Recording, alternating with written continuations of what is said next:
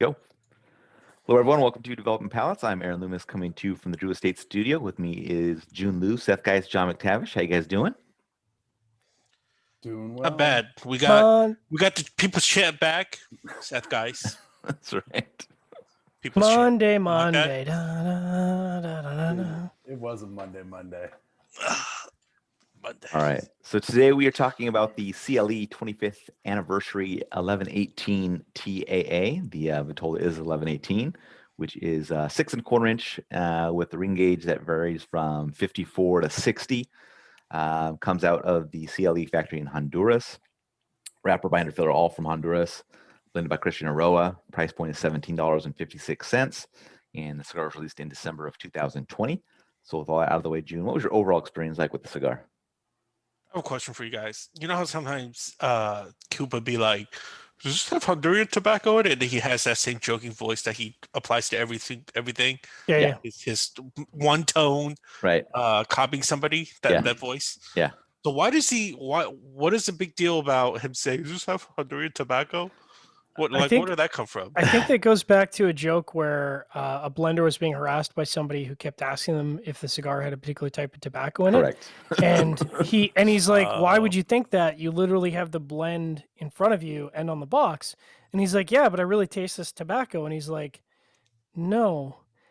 And then he goes, yeah, but I think I really taste it. And he's like, I'm telling you, I blended the effing cigar. It doesn't have that. And he goes, yeah, but I really taste. And then from then on, it became, Oh, I get it. I've never heard the whole story, but if those are all the details, I never knew all the details. It wouldn't surprise me. Oh, it's I know the people involved. You'll have to when we do an next green room session when we're smoking and he's on. We'll do this story because it's he tells it in a very priceless way. Okay, gotcha. Anyways, believe it or not, when I was reviewing the cigar, I kept thinking about that. I was like, what does this have anything to do with it? And I kept looking at the makeup of the cigar. And it's like country of origin, Honduras, wrapper, binder, filler, Honduras. But anyways, I should talk about the cigar. I thought this was a good cigar. A TAA release that I finally like, which is after spending lots of bullshit money, finally finding one that I like, which is great. I think this is very like it reminds me a lot of that Corojo, that style of stuff that C.L.E. does, right? Like it's really nutty. It's got really nice, rich spice to it, some nice body to it. I thought it was really great. I was really surprised, when I first saw the condom on the cigar, and I was like, well, they put a tissue paper condom on it. So this is, that's how you get that very good pre-light, right? But man, I really like that. I'd love to smoke more of these. But the only thing about it, price point, I don't know, man. $18 almost for this. How much it is? Yeah, man. Not Okay, let me just say it is not worth $18 or $17.56 or whatever the fuck. Yeah, nearly $18. Absolutely not worth near $18. But good cigar.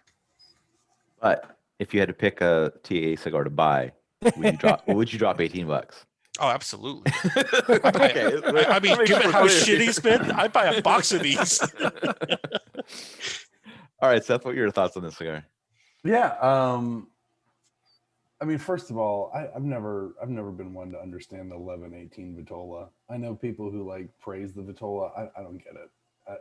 I'm not picking it up. What's the premise behind that 1118? What is? I think it's a date. I think it has. I think this is his mom's birth date. I mean, that just has that just goes along with the name. It has the numbers have nothing to do with the actual Vitola itself. But hey, it's one of those great examples of where like you can create a Vitola any shape and size and ring gauge you want, and you call it what you want, and then the name council doesn't come crashing down on you. Yeah. I mean, and the other people, if anyone else makes it, you're like, shit, man, they made it. They've done it. They've created something. And then John and I will critique any other future 1118. I thought it was pretty consistent from beginning to end. Creamy, earth, pepper, some coffee bean notes. It increased a little bit in strength when I got to the second, third. It came back down a little bit in the final, but the flavor profile was pretty consistent from beginning to end. Not tons of transitioning, but pretty good core flavors. I'm trying to remember what I had as medium full strength body, which seems about par for the course for me with C.L.E. So yeah, average. All right, John, what were your thoughts? So this is going to be a really weird recap for me because it's one of the few cigars where I rated it as the experience was, and then my personal bias comes in, and it's not what you think. So I started out really good, and that doesn't surprise me because you talk about Honduran tobacco. C.L.E. is really, I mean, that's what they're known for, really good Honduran tobacco. So going into it, seeing that it was not seeing into it afterwards when I read it was all Honduran, I'm like, well, that makes sense because there's not a lot of companies that can make a Honduran Puro. I mean, that's pretty tough.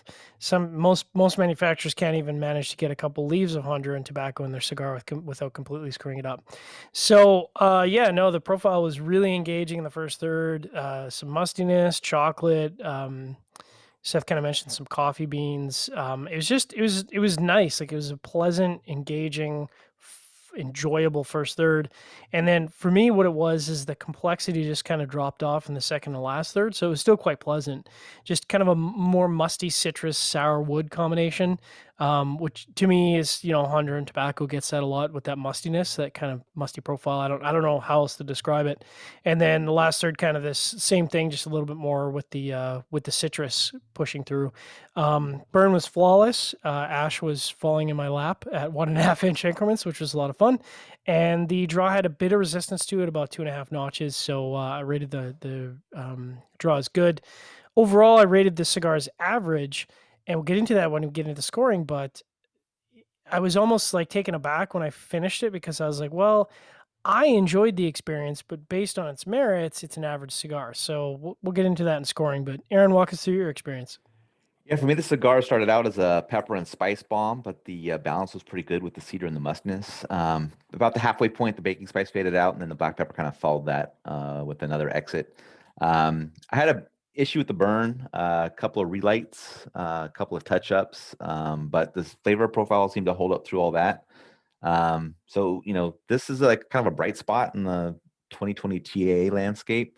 Price point's high. We kind of talked about that at the beginning, but it's probably worth it on an occasion if it's something that you enjoy and you want to smoke. I might smoke this from time to time. Seeing as how you guys didn't have any burn issues, so maybe I'd have a better experience and might even enjoy it more. But I think it's a nice addition to the portfolio. This is not just only a TAA. They have other Vitolas that are not TAA, so this is kind of a normal cigar. I just picked this one because they're known for 1118 and I thought that would be a good size to smoke. So You just need to stop lighting your cigars with the stovetop.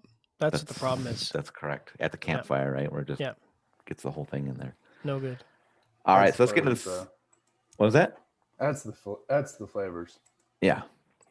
So getting the score started at the top with Jiunn at 6.72. I was next at 6.42. John gave it a 5.80 and Seth gave it a 5.50. So Jiunn had that 6.72 matchup for you.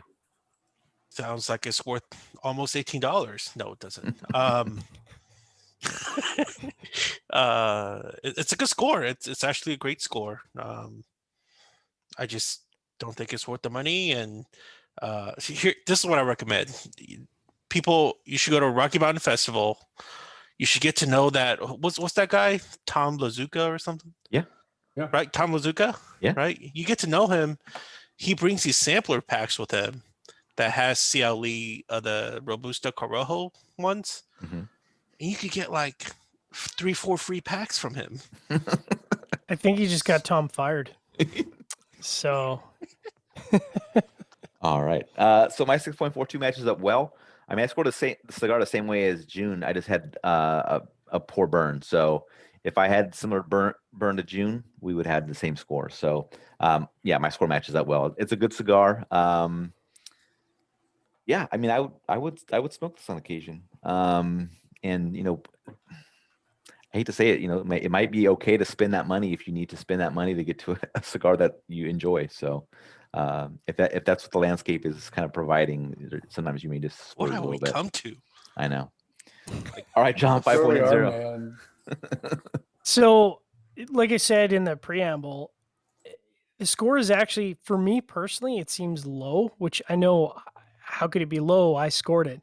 But my enjoyment, like my personal subjectivity is this is probably my second favorite release for the TAs, and I would smoke these all the time. If these are $12, if these are 11 or $12, I'd probably buy a box of these because they're pretty tasty. And again, C.L.E. 100 and tobacco. I mean, they're one of the companies that's going to do it right, and I thought they did a great job. It was an enjoyable review, which I can't say that a lot over the last year for some cigars. Seth? 550, Seth.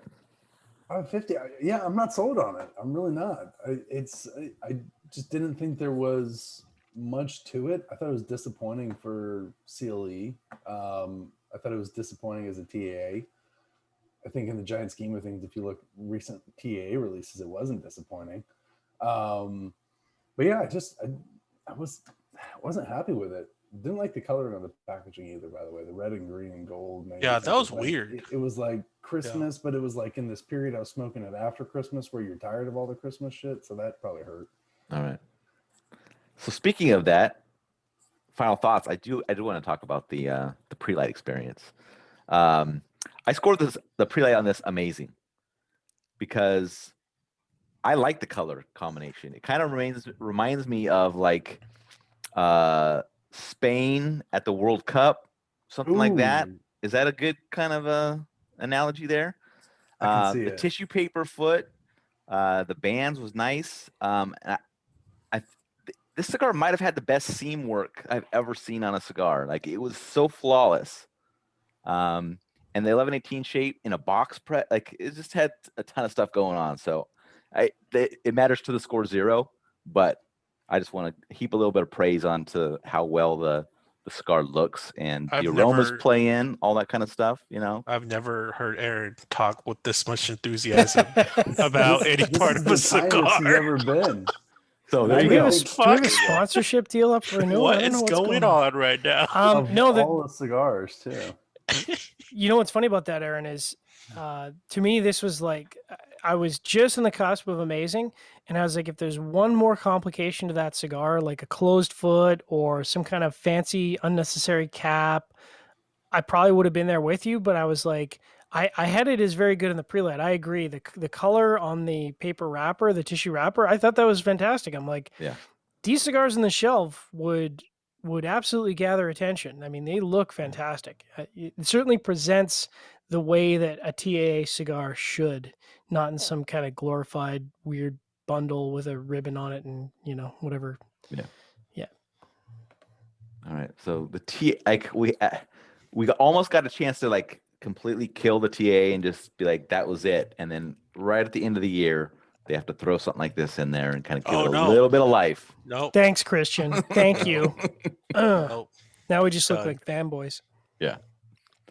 Any other thoughts on the cigar after I gushed over the packaging? I do not look like a fanboy. Keeping it real, Seth. Keeping it real. For the purposes there is a lot of factors that go into this though. Yeah. Box press, 1118, tissue paper, foot band. I mean, there's a lot of there's a lot of bells and whistles with that baby. And I mean, the wrapper looked good. I mean, that was like a great looking wrapper. I mean, we've seen TAAs where we're like, this doesn't look like a TAA. This looks like you just had something in the factory and you slapped a TA band. This looks like, well prepared, great presentation with a cigar that matched the or at least for you guys, matched the pre-light, which is good. Yeah. All right, if you're just catching this video on YouTube, be sure to subscribe to us. We'll also check out the full written review on the website, developingpalates.com. Follow us on the social media channels, and you can catch all of our review recaps on podcasts, so iTunes, Google Play, and Podbean. Thank you for tuning in. We will catch you on the next one. 1118.